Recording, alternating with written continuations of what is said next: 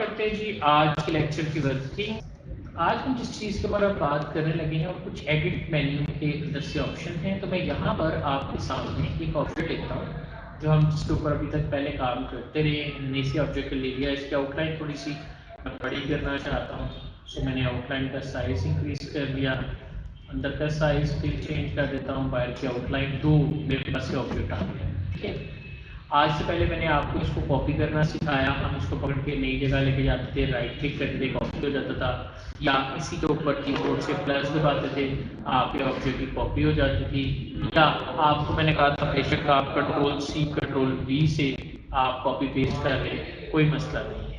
यहाँ तक कि हमने कहा था कि कंट्रोल-D से आप अपने ऑब्जेक्ट को डुप्लीकेट भी कर सकते हैं या उस तरह का कोई भी काम आप इसके साथ परफॉर्म कर सकते हैं। लेकिन आज ये सब चीज़ें नो डाउट इसका मुझे डुप्लीकेट रिटर्न करती हैं कि जो मेरा ऑब्जेक्ट था ये उसका डुप्लीकेट जो है ये मेरे पास इस तरह से आ गया। आज मैं अपने किसी ओरिजिनल ऑब्जेक्ट को सिलेक्ट करके एडिट के मेन्यू में जाता हूँ और मैं यहाँ जाकर एक ऑप्शन यूज़ कर रहा हूँ जिसका नाम है क्लोन। क्लोन क्या होता है? क्लोन आपके ऑब्जेक्ट का एक डुप्लीकेट ही बनाता है, लेकिन वो उसको क्लोन की शेप में कन्वर्ट करता है। अब क्लोन में क्या होता है? बेसिकली क्लोन, मैंने इस ऑब्जेक्ट को सिलेक्ट किया, मैं इसका कलर चेंज करता हूँ, तो देखिए मैंने इसका कलर चेंज किया तो ये सिर्फ क्लोन के ऊपर चेंज हुआ है और कहीं भी चेंज नहीं हुआ। लेकिन अब मैं अनडू कर देता हूँ, क्लोन करने के बाद आपने क्लोन को नहीं छेड़ना, क्लोन मैंने ऐसे रख लिया है, ये सब डुप्लीकेट है, ये क्लोन था। मैं अपने ओरिजिनल ऑब्जेक्ट को सिलेक्ट करता हूँ और मैं यहाँ से अपने ओरिजिनल यानी मास्टर ऑब्जेक्ट का कलर जो चेंज करता हूँ। तो जैसे मैंने अपने मास्टर ऑब्जेक्ट का कलर चेंज किया, आप देख सकते हैं कि आपके क्लोन का कलर खुद ही चेंज हो गया।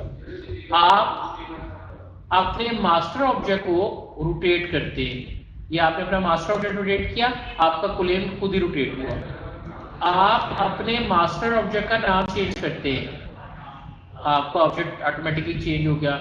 आप अपने मास्टर ऑब्जेक्ट के अंदर यानी कोई भी चेंज करें तो वो क्लोन में खुद ब खुद हो जाती है। लेकिन अगर आपने क्लोन को सिलेक्ट करके कोई चीज अप्लाई की, फिर आप मास्टर ऑब्जेक्ट पे चेंजिंग करेंगे तो क्लोन पे नहीं होंगी। सिर्फ वो चीजें जो आपने अपने क्लोन की परफॉर्म कर ली है, यानी अगर आप क्लोन की कोई इंडिविजुअल प्रॉपर्टी जो है वो डील कर लेंगे, तो फिर आपका क्लोन जो है वो आपके ऑब्जेक्ट से उस प्रॉपर्टी पर लिंक खत्म कर देगा। तो हम ऐसे कह सकते हैं कि हमारे पास ये एक पेरेंट ऑब्जेक्ट है, जबकि ये इसका इंस्टेंस है। तो क्लोन इज अ इंस्टेंस। जब मैं पेरेंट ऑब्जेक्ट में कोई तब्दीली करता हूं तो मेरे क्लोन ऑब्जेक्ट के अंदर जो है वो तब्दीली ऑटोमेटिकली आ जाती है, वो मेरा ऑब्जेक्ट खुद ब खुद वैसे ही चेंज होना शुरू हो जाता है। डुप्लीकेट, कॉपी, सिंपल कॉपी या कंट्रोल-C कॉपी, आप किसी भी तरह से कॉपी करें, इनकी प्रॉपर्टीज आपस में लिंक नहीं होती हैं। यहाँ तक क्लियर है जी? गुड हो गया। हम बात करते हैं, थोड़ा सा एडिट मेन्यू में दोबारा जाते हैं और हम यहाँ पर बात करते हैं एडिट के मेन्यू में मेरे पास ऑप्शन है copy properties from. Copy properties from, copy आप सबको पता है कि जो होगा उसकी कॉपी करने का, पेस्ट भी आपको पता है, तो मैं उनकी तरफ नहीं जा रहा, मैं कॉपी प्रॉपर्टीज फ्रॉम पे क्लिक करता हूँ। मैंने इस पे क्लिक किया, याद रखिए जब आप किसी भी ऑब्जेक्ट को सेलेक्ट करेंगे वो पूछेगा कौन सी कॉपीज, तो किसी भी ऑब्जेक्ट की चार तरह की प्रॉपर्टीज हो सकती हैं। नंबर 1 उसकी आउटलाइन हो सकती है, नंबर 2 उसका आउटलाइन कलर फिल कलर हो सकता है, नंबर 4 उसका आउटलाइन पेन हो सकता है, एंड नंबर लास्ट अगर वो कोई टेक्स्ट है तो उसकी प्रॉपर्टीज टेक्स्ट की भी होगी। तो यहाँ पर मेरे पास जो मेरा ऑब्जेक्ट है उसके अंदर मैंने ये सारी चीजें सेलेक्ट कर, सिलेक्ट करने के बाद मैंने यहाँ पर ओके का बटन दबाया। जैसे ही आप ओके का बटन दबाते हैं आपको एक ब्लैक कलर का एरो चेंज होता हुआ नजर आ रहा है।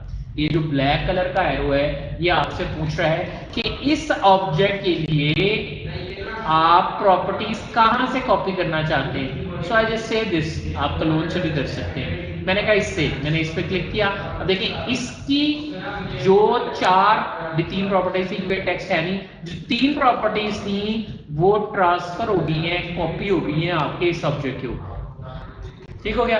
तो हमने क्या देखा, एडिट के मेन्यू में कॉपी प्रॉपर्टीज फ्रॉम की मदद से आप अपने ऑब्जेक्ट की प्रॉपर्टीज जो है उनके ऊपर वर्किंग करके उनको कॉपी कर सकते हैं। जी क्वेश्चन, मैंने कहा नेक्स्ट मेरे पास जो ऑप्शन है वो क्या है, मैंने कहा एडिट एडिट में ऑप्शन आती है फाइंड, मैं क्लिक करता हूँ फाइंड, मैंने फाइंड पे क्लिक किया। जैसे आप फाइंड पे क्लिक करते हैं आपके पास पूछा है फाइंड ऑब्जेक्ट, आप किस ऑब्जेक्ट को ढूंढना चाहते हो। अब अगर आपने इन ऑब्जेक्ट्स के नाम रखे होंगे ना तो आप इन ऑब्जेक्ट्स को इनके नामों से ढूंढ सकते हैं। फाइंड की मदद से आप किसी भी चीज को इस तरह फाइंड कर सकते हैं, प्लस आप कस्टम फाइंड कर सकते हैं। आपने कहा कोई पैटर्न फाइंड करना है, कोई आपने आउटलाइन देखनी है, कोई इमेज देखना है, तो आप कोई भी चीज किसी भी तरह से फाइंड कर सकते हैं। ये तमाम ऑप्शंस आपको यहाँ पे मौजूद है। अगर आप नेम स्टाइल देना चाहते हैं, ऑब्जेक्ट का नाम लिखकर आप उसे फाइंड करना चाह रहे हैं, अभी इंशाल्लाह आगे वीडियो में काम करेंगे फिर आपको मजीद क्लियर हो जाएगा कि आप चीज़ों को भी नाम दे सकते हैं और उनके नामों के साथ जो है ऑब्जेक्ट देखा जा सकता है। और अगर आप प्रॉपर्टीज देखना चाहते हैं उसके मुताबिक सर्च करना चाह रहे हैं, मैं क्यों डिफाइन करता हूँ, क्या मैं कहता हूँ वो रेक्टेंगल्स जिनका फिल आपने कहा है यूनिफॉर्म कलर है वो सिलेक्ट हो जाए। तो देखें आपको उसने ये ऑब्जेक्ट जो है ये सिलेक्ट किया है। क्योंकि आपने जनरेट की फाइंड ऑल करें, आपको तमाम ऑब्जेक्ट्स जिनका फिल यूनिफॉर्म फिल है वो इस वक्त सिलेक्शन में आ रहा है। क्यूरी का लफ्ज ना बहुत इंपॉर्टेंट है प्रोग्रामिंग कंप्यूटर के अंदर। इसका मतलब होता है रिक्वेस्ट, जो चीज आप ढूंढने जा रहे हैं या जिस चीज के लिए आप सर्च कर रहे हैं वो क्या है। फ्रॉम सिलेक्शन आप अपने सेक्शन में देखना चाहते हैं या जनरल आपकी मर्जी से। क्लियर। तो देखिए चारों ऑप्शन आपको नजर आएंगे। अगर आप एडिट क्यूरी में दोबारा जाते हैं तो आपको ऑप्शन नजर आ रही है ऑब्जेक्ट टाइप किस तरह का ऑब्जेक्ट हो, फिल उसमें किस तरह का फिल हो, आउटलाइन उसकी आउटलाइन किस तरह की हो, and the fourth one is called the special effect. अगर आप उसको पहला पर्सपेक्टिव ब्लेंड ये आगे टूल पढ़ेंगे तो फिर आपको मजीद क्लियर होगा कि क्या चीज़ है। ठीक होगा जी। वैसे मैंने देखा है कि आप लोगों ने ट्रांसपेरेंसी की प्रैक्टिस अपने दौर पे की, शाबाश। आगे चलते हैं, यहाँ तक क्लियर हो गया। मैंने कहा कि मेरे पास दिया आ गया, इसी का आप कजन आपके पास वैल्यू है। बस इसी में ना आपको फाइंड भी रिप्लेस भी मिलता है, क्या आप फाइंड एंड रिप्लेस दोनों ऑप्शन ही देख सकते हैं। यानी आप फाइंड भी कर सकते हैं, आप रिप्लेस भी कर सकते हैं। तो किस ऑब्जेक्ट को किसके साथ रिप्लेस करना है वो भी आप यहाँ पर डिफाइन कर सकते हैं या आप यहाँ से मैनेज कर सकते हैं। But I am not interested in this, so I just close this one. मैं इसको बंद कर देता हूँ। मैं ये चाहता हूँ कि मैं इन सारे ऑब्जेक्ट्स को खत्म करूँ, मैंने डिलीट कर। मैं अपने इस ऑब्जेक्ट पे आ गया, मैंने इस ऑब्जेक्ट का साइज भी बराबर बराबर कर देता हूँ ताकि मुझे पता चले कि ये मेरा स्केयर है जो मैंने यहाँ बनाया। मेरे पास ये यहाँ आ गया।